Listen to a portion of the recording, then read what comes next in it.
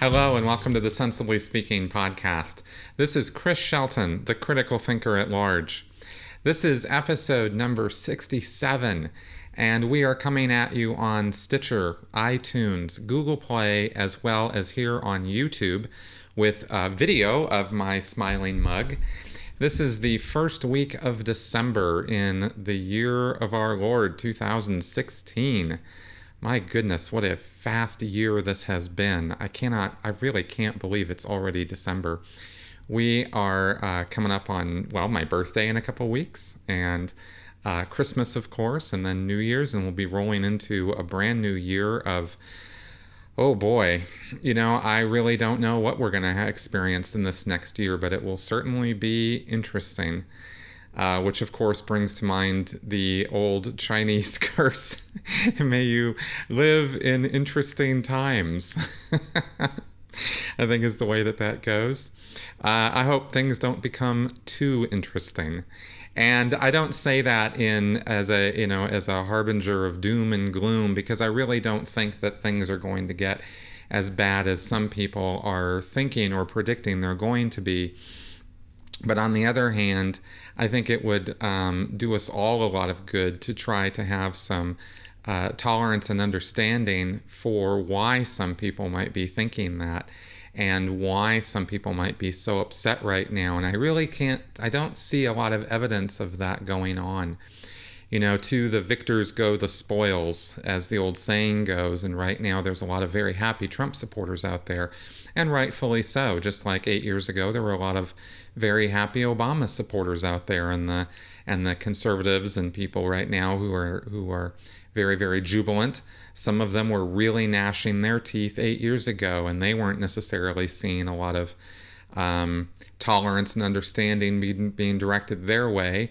So maybe, it's sort of, the shoe's on the other foot now. And so maybe there's some, satisfaction going on with that. But I don't know. I'm trying to adopt a more centrist view myself and not get into all of the, tongue lashings that are going on all sides of the political spectrum. And in fact, this show, this week, we're not even going to be talking about politics really much at all. At least I'm going to try to avoid getting into that. It's such a tired subject at this point, with so much ire and upset and, strong feelings being emoted on all ends of this. And I don't know that that's going to go away, and I don't know that my podcast is really ever going to do a whole lot to quell that, but I'm going to keep trying, because I think that the subject of this week's podcast could help in that direction. And that's all I'm really trying to do with my voice here, is do whatever I can to help quell things and help people to get along better, no matter what their beliefs or ideas or views on things are. I had a lot of years, as a professional Scientologist, of trying to enforce my views on others, and not just trying, but actually succeeding a number of times, and really pushing, that my way and my thought processes and my way of looking at things were the only way. And of course I was, suffering from some heavy duty indoctrination as to why I thought that. But I don't know that, when I look back on those times, that the passion and idealism that I had, while misplaced, I can see objectively right now, horribly misplaced. I don't know that level of passion and idealism is so different from, what other people right now are thinking they are so positive and sure and right about with their idealism, and it's a funny thing when you start looking at that, how strong we can be in our ideals and in our views on things. And I wonder about that level of certainty now in almost anything. I wonder about how much should we be so sure about our views on things? Is that such a healthy way to go about living life and going through the world? I don't know that it is. I really don't. But what we're going to talk about is critical thinking. And of course, I position myself out there as the critical thinker at large. And really all that means is that I am, going through life having come out of that situation I was in and eating a whole lot of humble pie about it, that I really didn't know a whole lot, that I didn't know as much as I thought I did, that I wasn't, I had no right to be as certain of things as I had been. Because believe me, I was absolutely sure that I was dead on right about so many things that I had learned in Scientology that were not, came out to not really necessarily be that way at all. And I can't really say one way or the other about some of the more fundamental basic beliefs of it. In fact, some of those I still kind of hold on to as some hopes, in terms of maybe this life not being all that there is, and maybe we get a second chance and a third chance or a 10 millionth chance at going around in this crazy circle of life and that sort of thing. Maybe that's still true. Maybe we are spiritual beings or something, right? But what I know for a fact is not true anymore is I know that L. Ron Hubbard is certainly not the prophet and savior that he positioned himself to be. And I know that Scientology doesn't have all the answers to life and as they say it, life and livingness and the pursuit of happiness across all 8 dynamics, as they put it in Scientology, right? I know that they don't have all the answers, and I know that there are lots of questions that are still, big question marks, regardless of Scientology's thoughts about those matters. And so that's, of course, coming out of that, it's led me to have a lot of doubts and reservations about all kinds of things.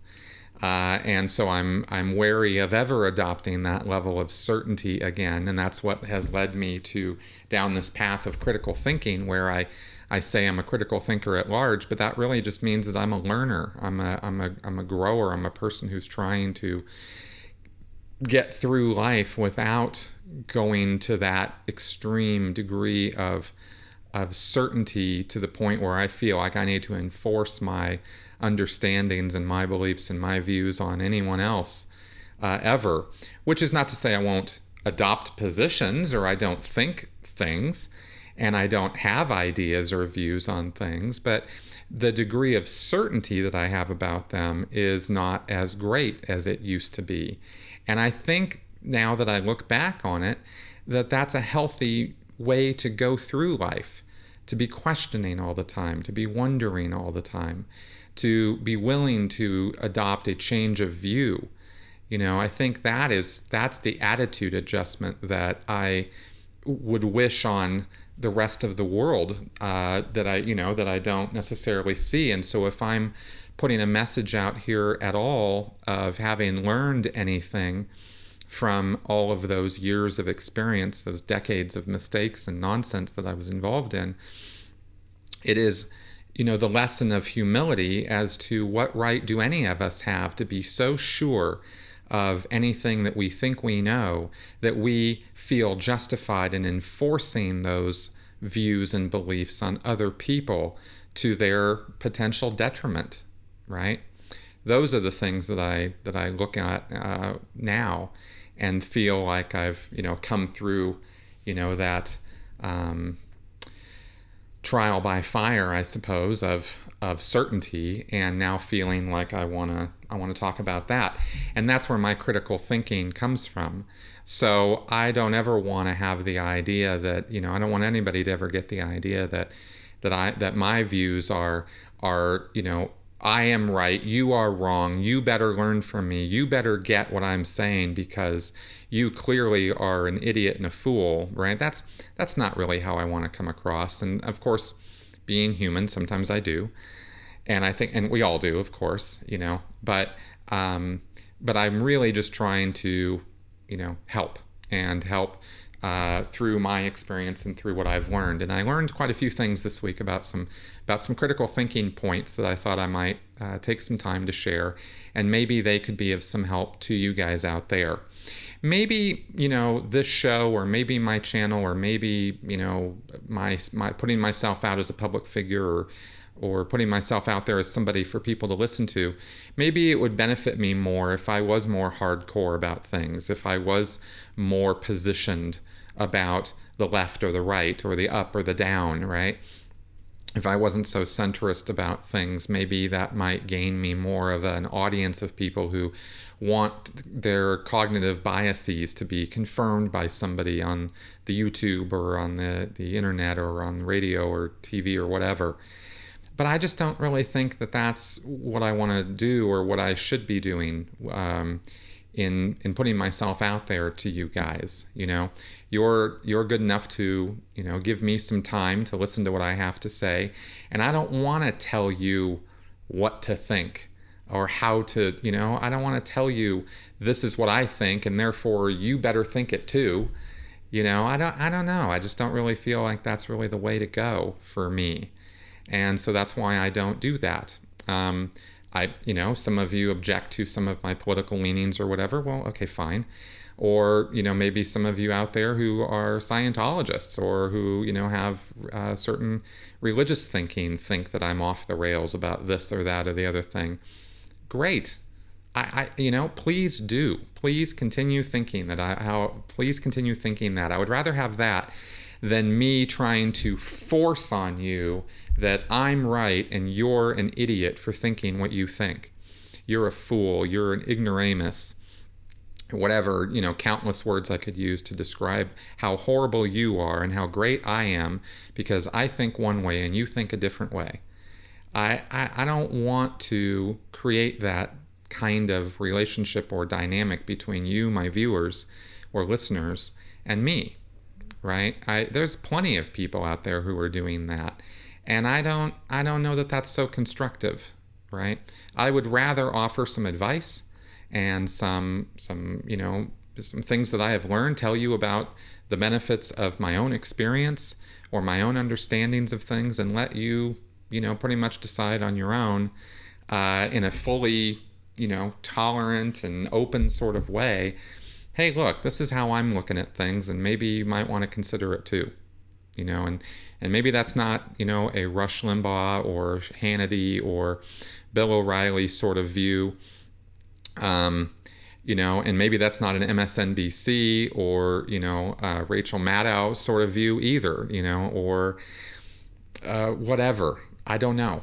I don't know that's, maybe I should adopt more of that kind of view, but I just don't think that's constructive. So what I do think is constructive is giving any kind of advice or guidance or anything I can do or education that will get you expanding your views and your willingness to look at things outside of your own biases and your own ideas about things. A bias is when you have a leaning or a slant in a certain direction of your thinking to the point where it alters your ability to think objectively about something. You're leaning so far or so hard with so much energy in a certain direction that it's hard for you to grasp a different point of view or a different idea about something. And I think that's where thinking goes wrong. It certainly has been where my thinking has gone wrong in the past, as I get so about something for whatever reason. I get so amped up about something, whether it's because of Scientology's influence or the media's influence, or I saw some news report or somebody told me something. Whatever the reason, you decide, you become so, on a certain topic or subject or area that it becomes difficult to then intake more information about that topic so that you maybe could reconsider it. And reconsidering something is an interesting word because it really just means to think about it again.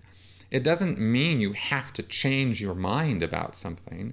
It just means to reconsider, to re-look at it. And I don't think there's anything particularly wrong with doing that. But sometimes because of our biases, we go, my mind's made up. This is how it is, and it can't be any other way. And that's where your mind closes, or your ability to receive more information about something closes off. I don't need to hear anything more about that. I know everything that I need to know. I've heard enough. I've heard all there is to hear. Well, okay, great.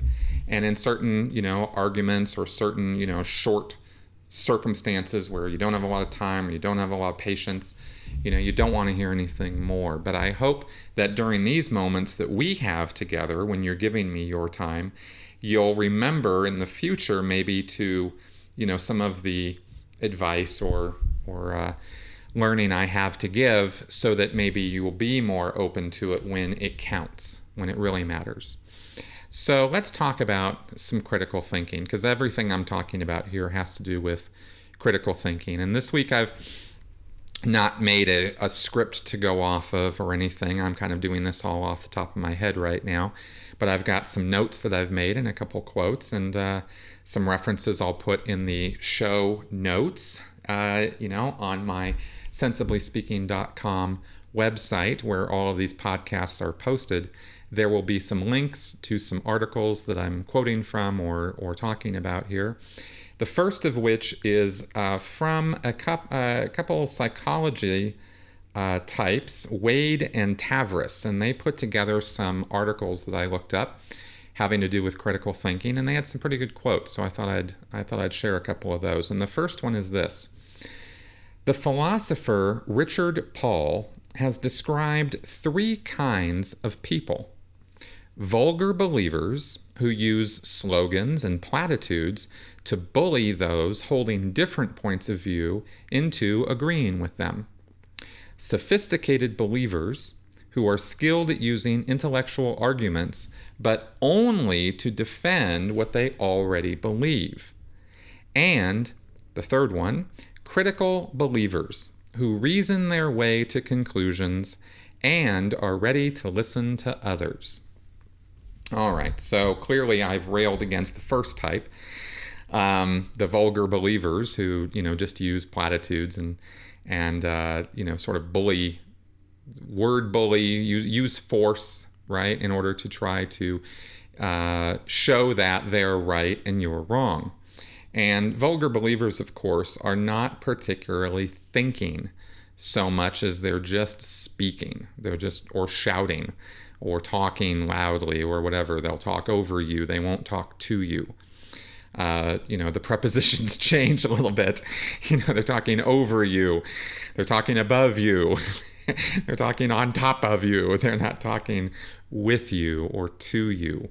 And that's never a whole lot of fun for any of us to experience. And that's just not good conversation. It's not any fun to experience that.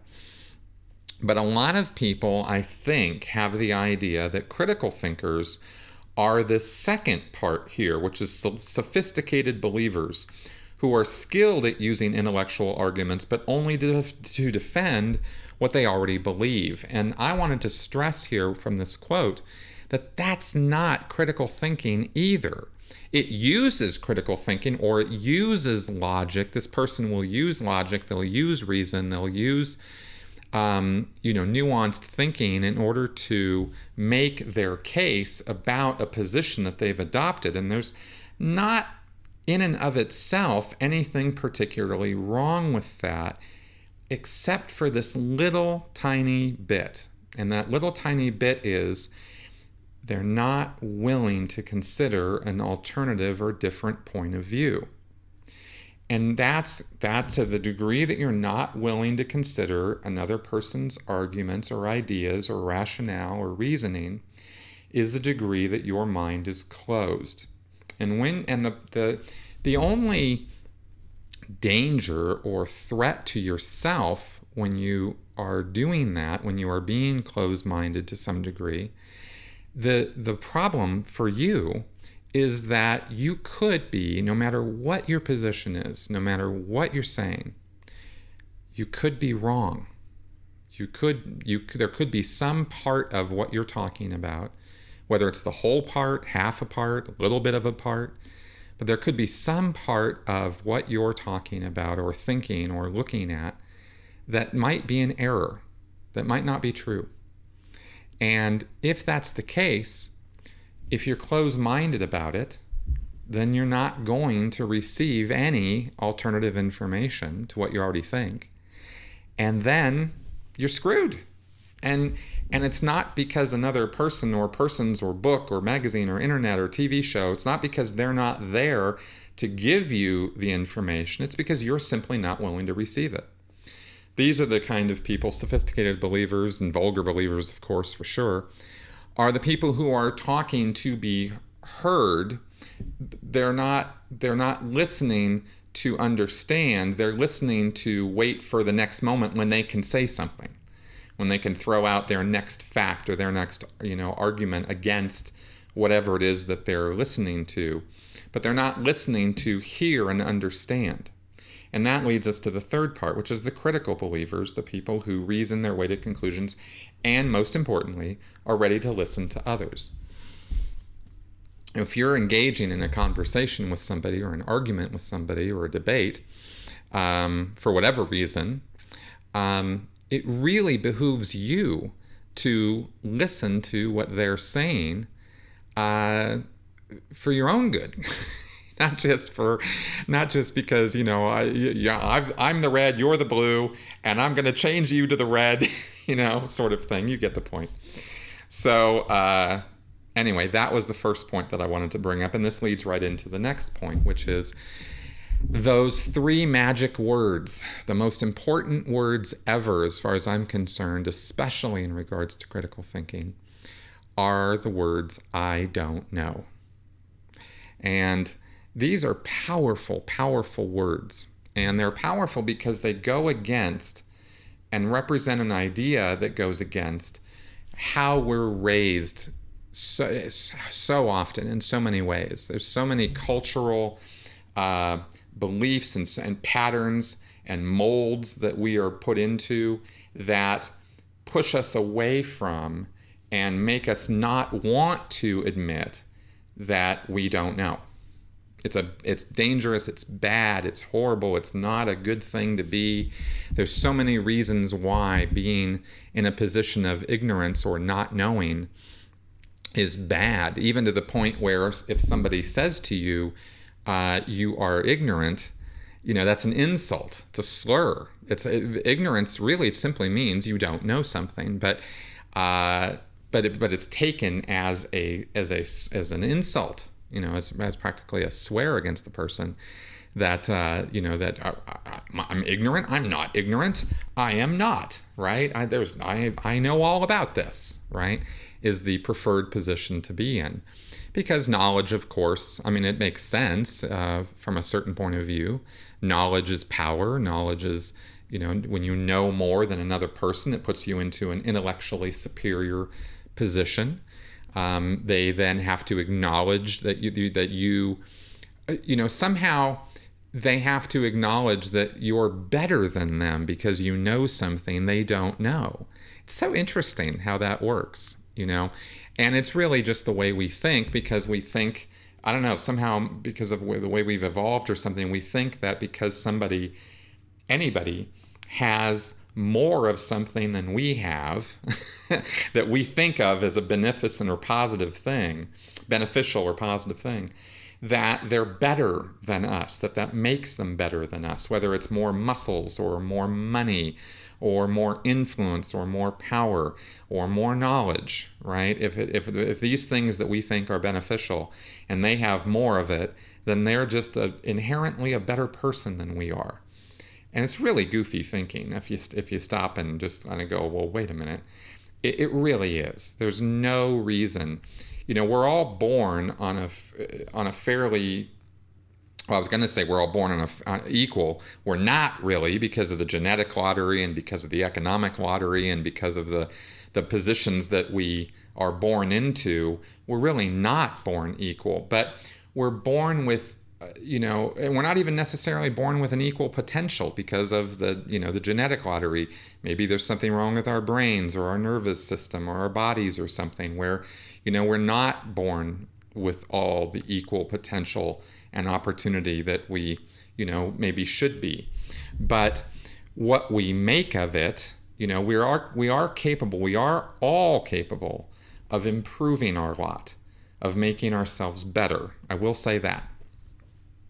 We are all capable of that, right? Of striving for betterness, of striving for more, whether that more is more money or more education or more knowledge, right? We can all achieve that if we're human beings, if we're alive, you know?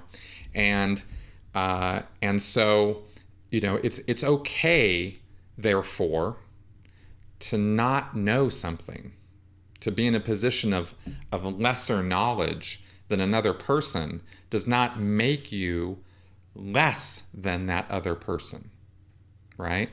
It doesn't make you weaker or stupider or, less capable or less advantaged or less anything.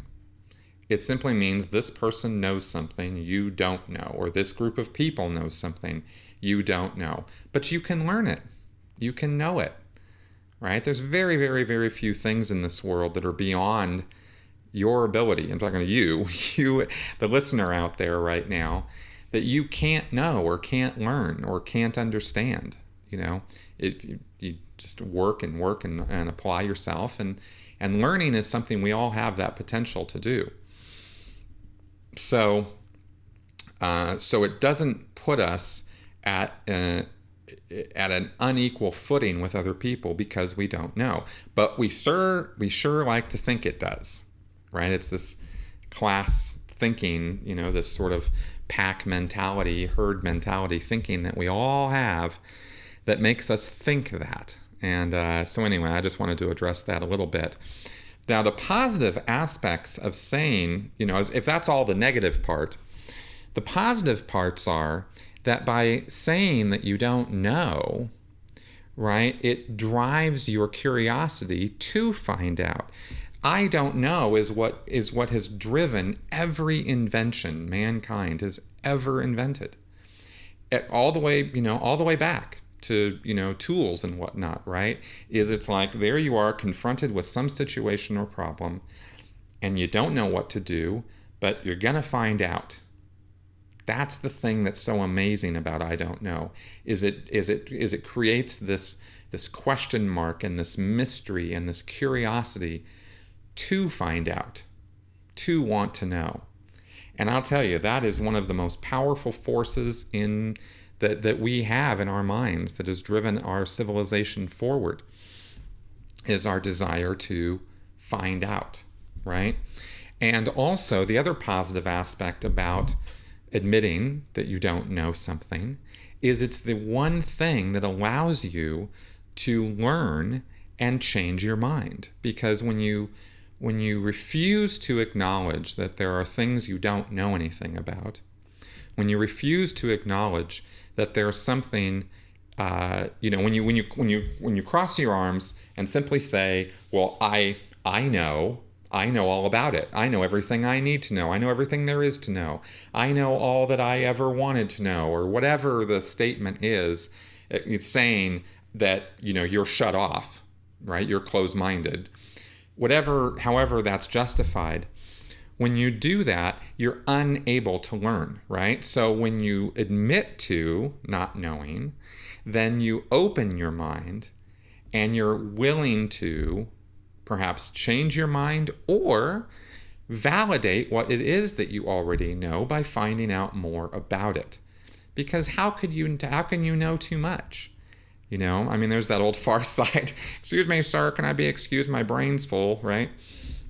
Sometimes I've certainly felt that way, when I have information overload on something. I mean, we are only able to process so much information at a time.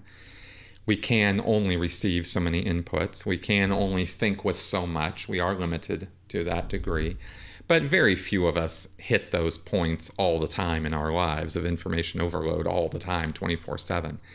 You know, and we could certainly be open to receiving some new information. But it all starts with, I don't know.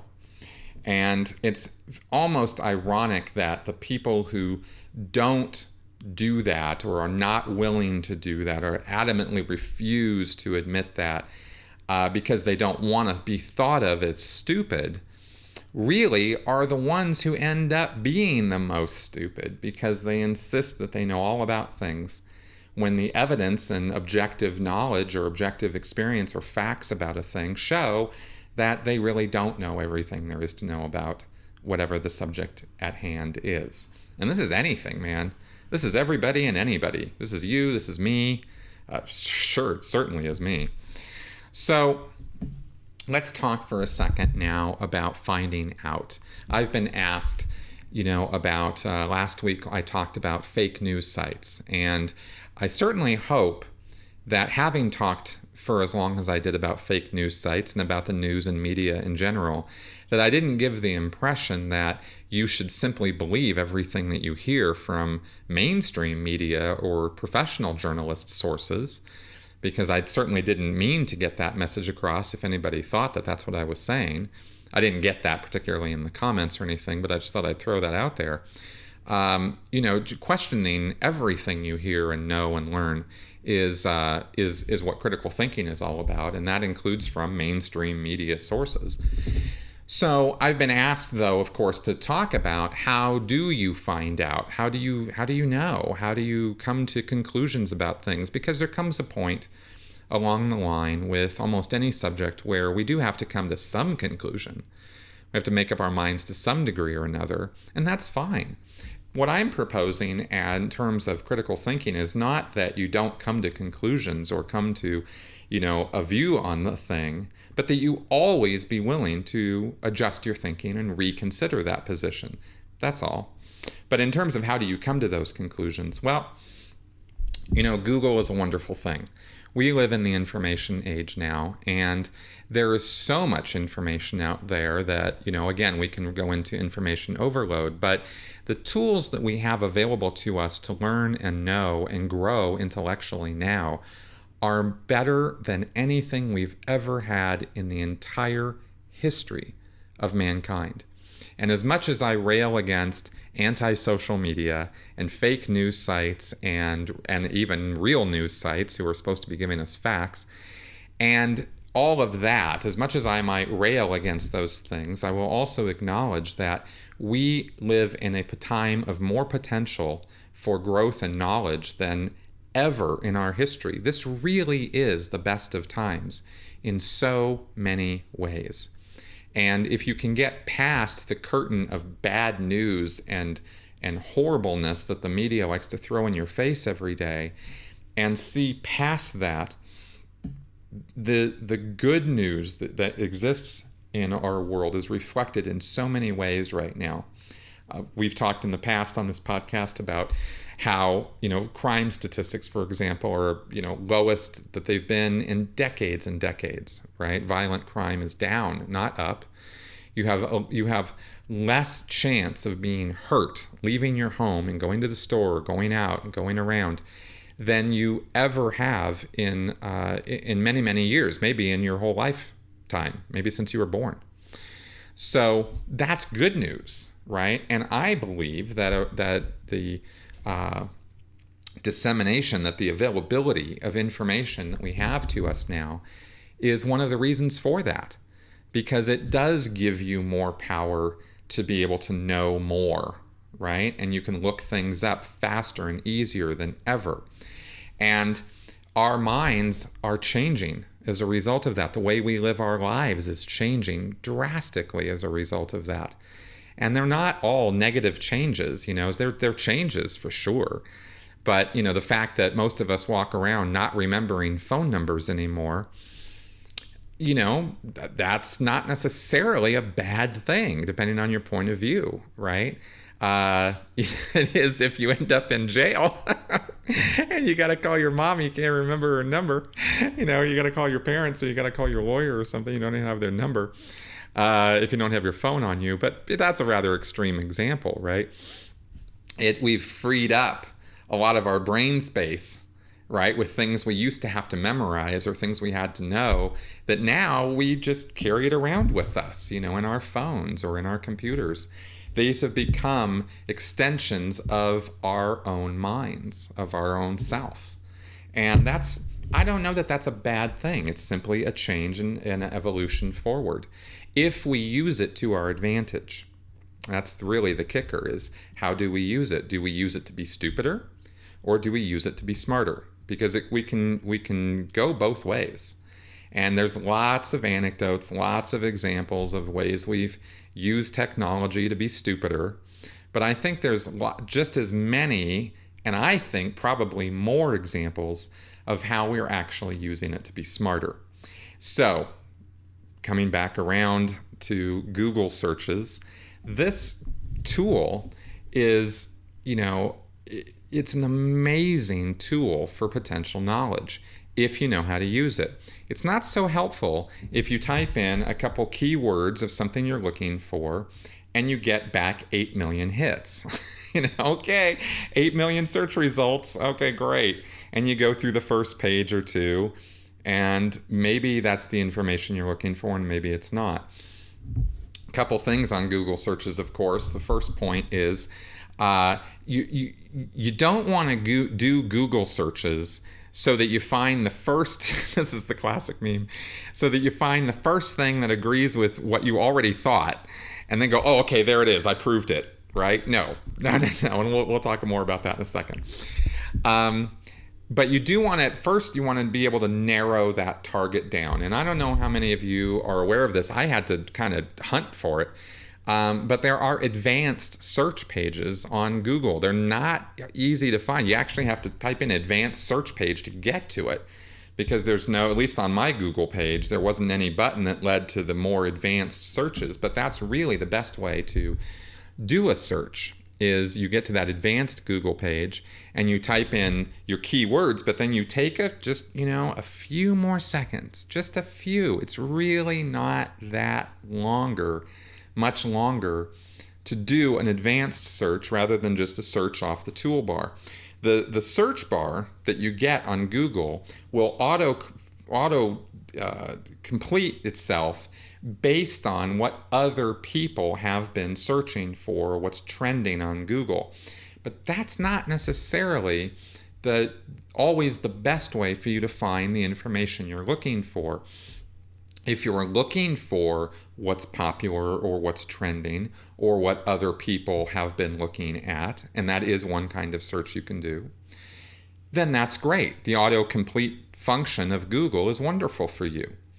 But if you're doing a broader search for knowledge or information, then you're going to have to not use that autocomplete function. You're going to want to use your advanced search page on Google and narrow the target down, right? And this takes a little bit of practice.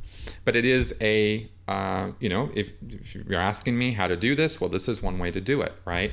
Is don't go by what have been popular searches, go by the more complete, broad search of all the information.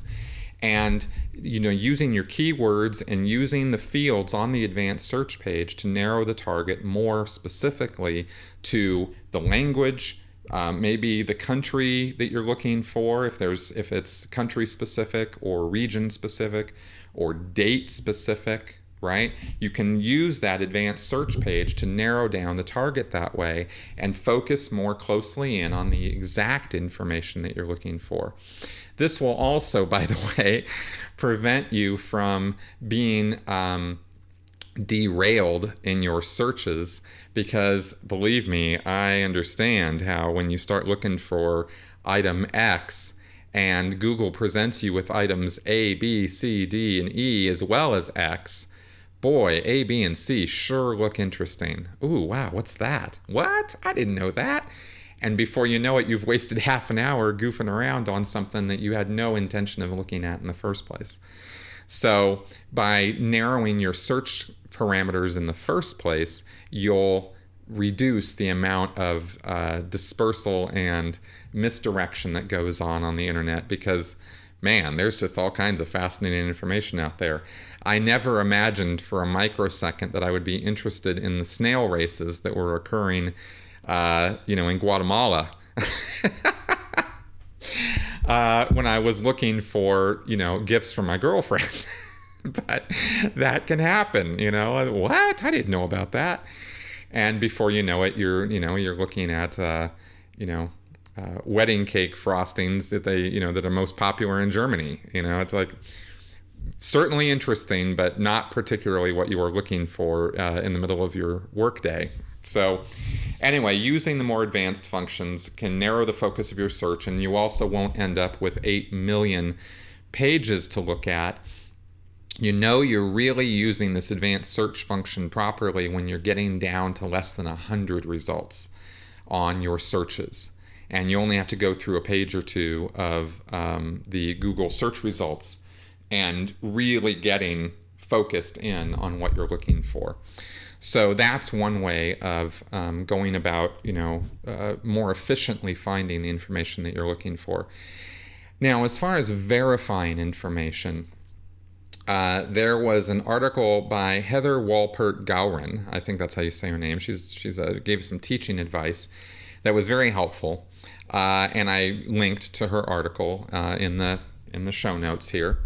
But she refers to triangulating the data, and that means for her that what that really means is finding 3 sources of information or 3 verified separate places to source information from, right? In other words, if you're looking for something and you find it, see if you can find it again from somewhere else.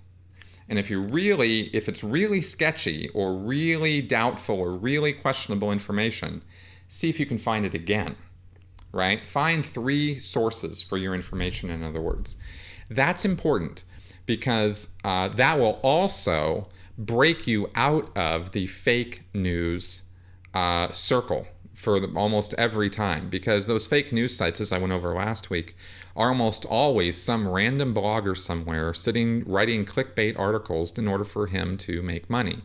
But he is maybe sharing, maybe that article gets shared, and when I say 3 sources for information, I'm talking about 3 different sources of information, not the same article copied 3 times by 3 different sources, right? If you're finding the same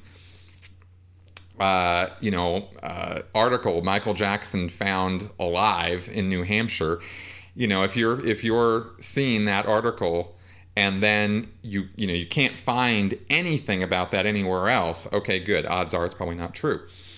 But if you're finding that same article copied and pasted 3 different news sources, that's not what I'm talking about. You want to find 3 independent vectors on that information, right, coming down and drilling down to that information to actually verify the information, right? And that is, it's a rule of thumb. It is not an absolute certainty that information will then absolutely be objectively true. But it's a rough rule of thumb you can use as a guide to help in verifying information. All right. And now that I think I've beaten that probably into the ground, the Wade and Tavris gave some other general critical thinking guidelines that I thought might be kind of fun to go over for a minute, or 2 or 3. And they gave 8 different points here that we'll go over. First one, ask questions. Be willing to wonder. Always be on the lookout for questions that have not been answered in the textbooks, by the experts in the field, or by the media. Be willing to ask, what's wrong here? And or, why is this the way it is? And how did it come to be that way? And this is just, a really, really good guideline, because this really returns you to a way of thinking that we really had when we were kids. It's that level of wonder and curiosity and wanting to know. That is a really good place to be, because it's wide open to receiving information, but when you apply the skill set that you have as a critical thinker, it doesn't mean that just because you're receiving information you have to believe it or you have to think it's true. This is unfortunately where little kids are at, is they receive information and they haven't yet developed the critical thinking skills to process the information. But if you can retain or adopt that same level of wonder and awe and curiosity without the gullibility, then boy, that is really a good place to be as a critical thinker. The next point, define the problem. An inadequate formulation of question can produce misleading or incomplete answers. Ask neutral questions that don't presuppose answers. Again, very, very brilliant piece of advice. And this also works for that Google searching I was talking about. Really narrow down, what is it I'm trying to find out about? That will keep you from going astray on lots of different tangents or finding non sequitur information that might be interesting and might appear to be related to what you're talking about, but in fact is not, right? An example might be if you're wondering about who I am, and you were to ask, on your search questions, or if you were to inquire with other people, why is Chris Shelton such a dork? Well, you're going to receive information that is only going to be directed and focused on my dorkiness. But if you want to actually know about me, you're probably going to want to focus on more than just my dorkiness. Sure, I've got answers to the question of why am I dorky, but I've also got other answers to that will give you a more complete picture of me if you were to ask a more focused question of, what has Chris Shelton accomplished in his life? Or what books has Chris Shelton written? Or what shows has Chris Shelton produced? Or something more focused on, things I've actually done or produced that will tell you about my dorkiness, but will also tell you about other things about me too. So you wouldn't get an incomplete answer or a prejudicial answer. You see the point. All right, the next point. Examine the evidence. Ask yourself, what evidence supports or refutes this argument and its opposition? Just because many people believe, including so-called experts, it doesn't make it so. Now, this is really important. And when you're examining evidence, you have to really take the time to examine all the evidence. I really try to do this by taking the time to look at or listen to people that I don't agree with. And I know I don't agree with them, but I take some time almost every day. For example, if I'm driving in my car and I'm scanning through the radio station and Rush Limbaugh comes on, well, I'm going to tell you right now, I can't stand that guy. 25 years ago, I thought he was the bomb. I thought he was awesome. I thought Rush Limbaugh was totally on top of everything. Now I can't stand the guy. But I take the time to listen to him.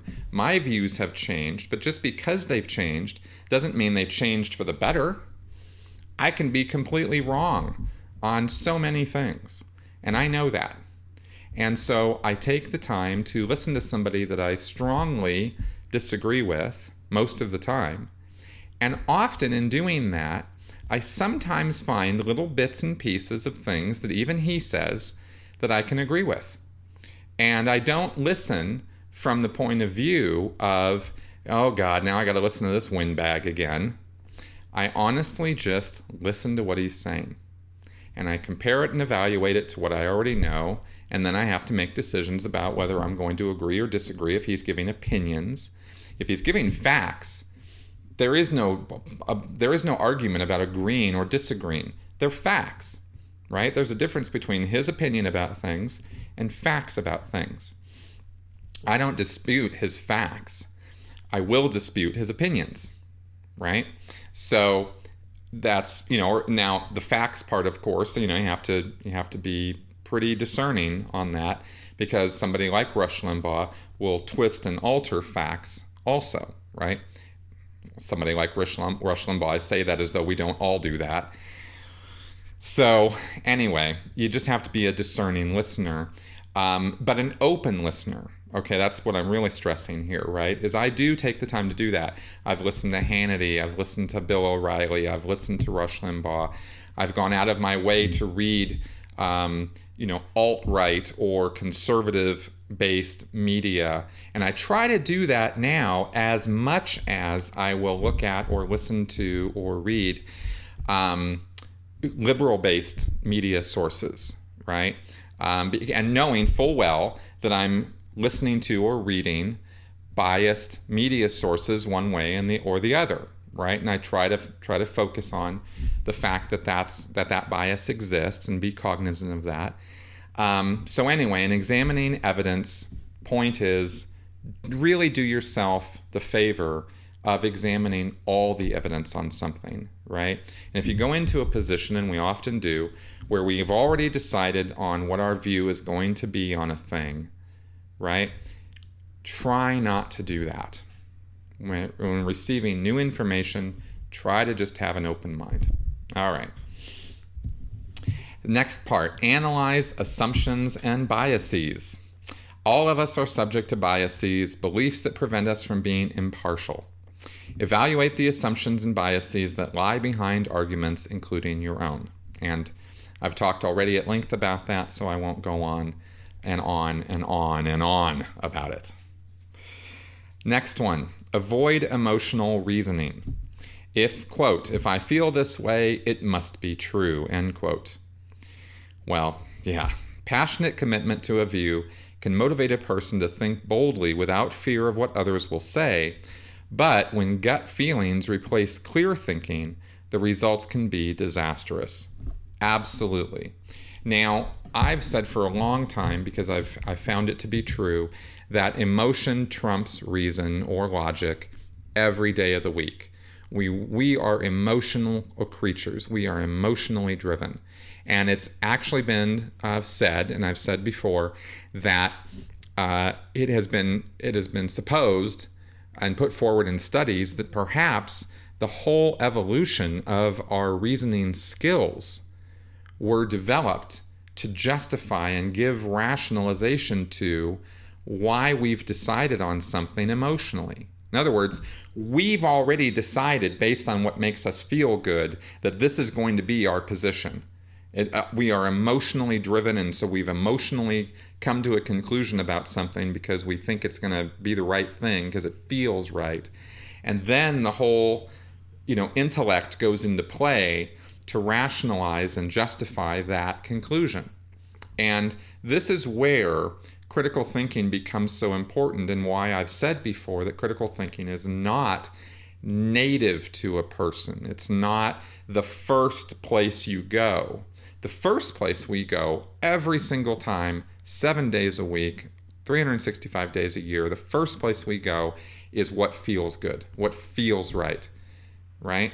That is how we basically almost always decide things.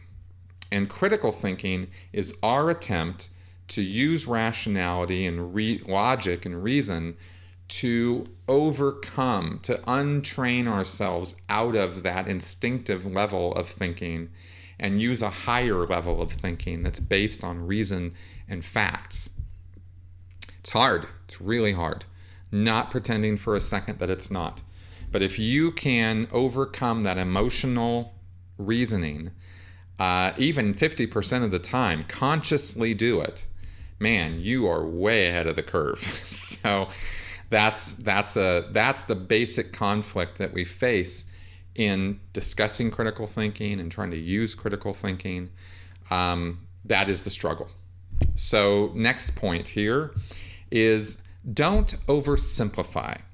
Look beyond the obvious. Resist easy generalizations. Reject either or thinking, right? Well, it's either this or it's this. That's that whole black and white thinking, right? You gotta avoid that like the plague. There is nothing in our life that is black and white. Nothing.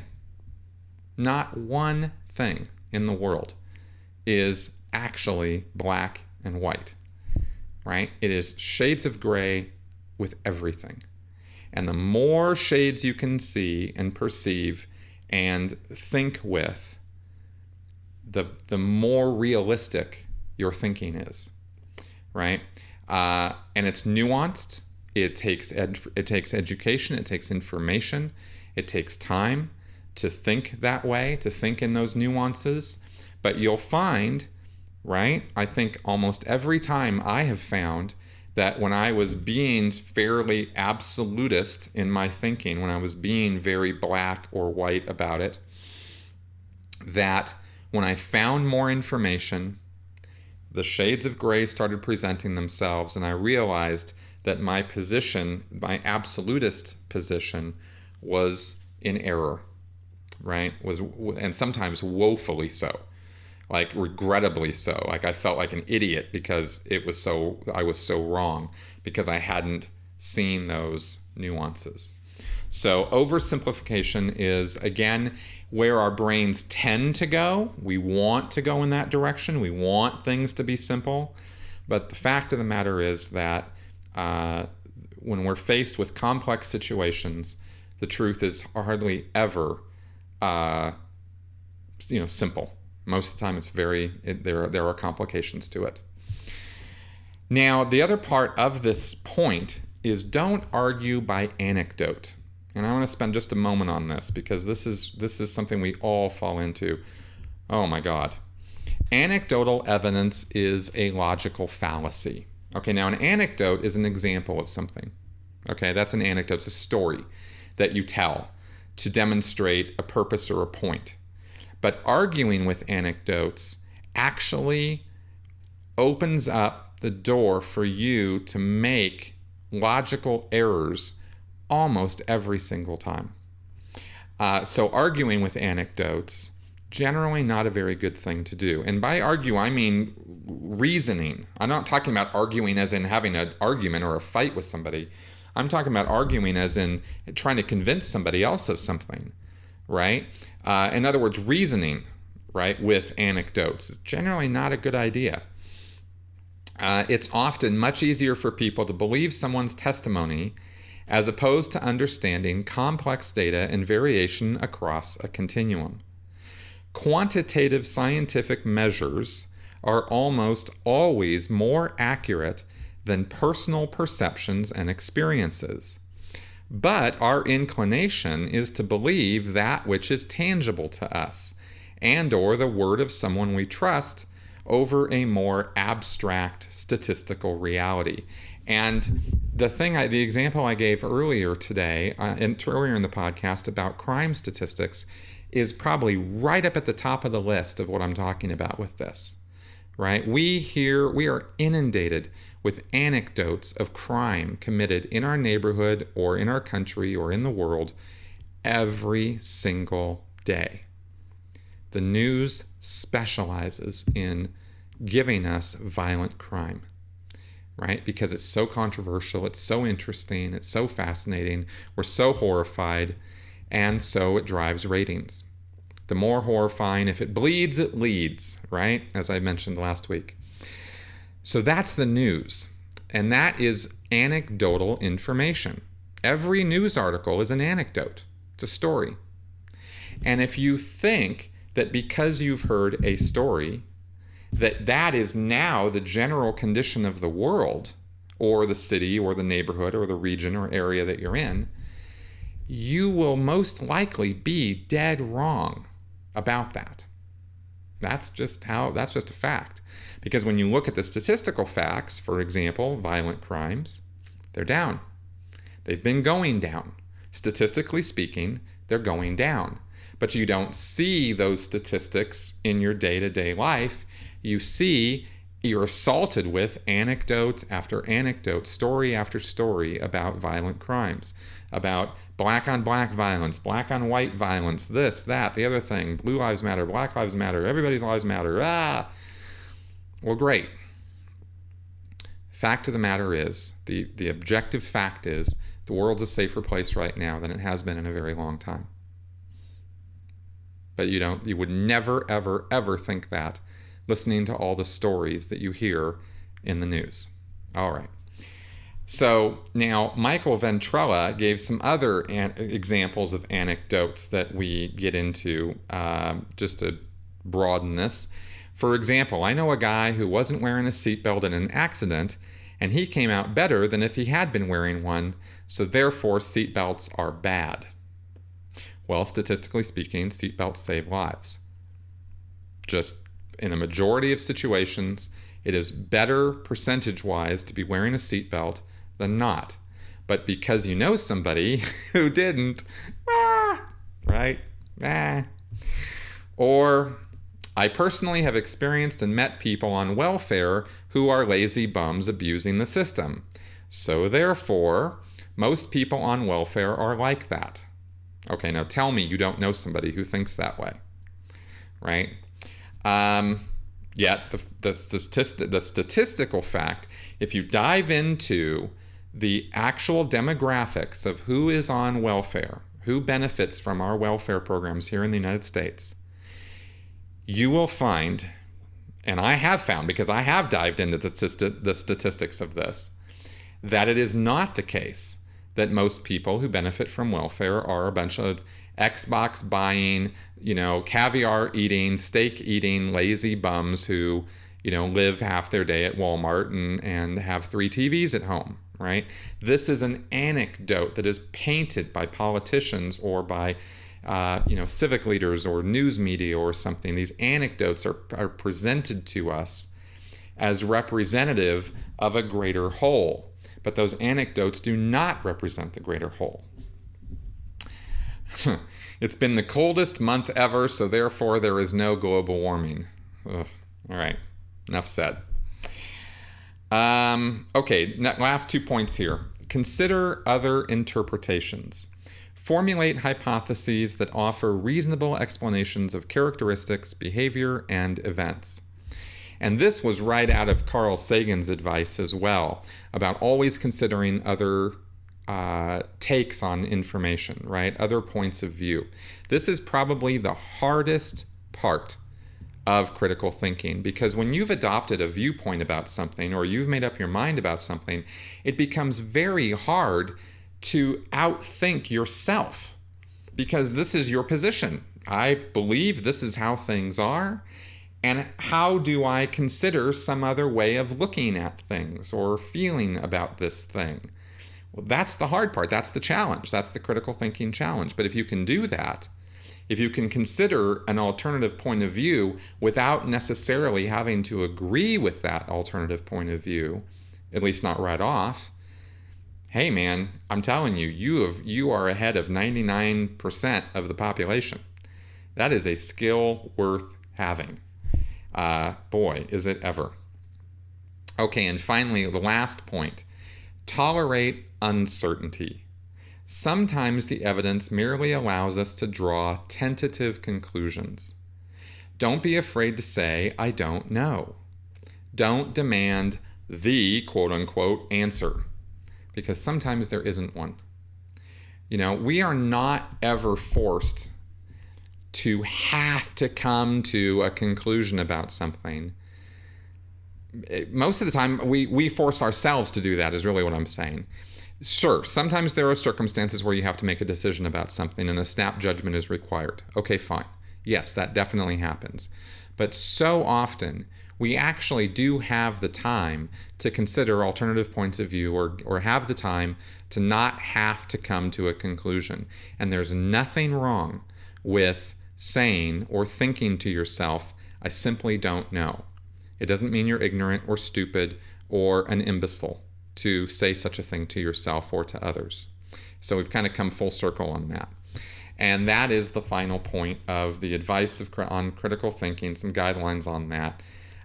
So I'm going to post links to all of the sources of information I've gone over here in this podcast. I hope that some of this was good advice for you. It certainly was good advice for me. I learned tons from this, from learning about this information and using it. And just so you guys know, this is the way of thinking that got me to think myself out of Scientology. It wasn't something else. There were circumstances that happened, but those circumstances only provided me with information, and it was because I was able to adopt certain of these principles in my own thinking that I was able to think my way out of a destructive cult indoctrination situation. And believe me, I had all kinds of reasons to not think the way that I was thinking. I had all kinds of incentives to continue towing the line, to continue thinking the way that I was thinking. Believe me, it was heavily encouraged in the environment that I was in to not question anything.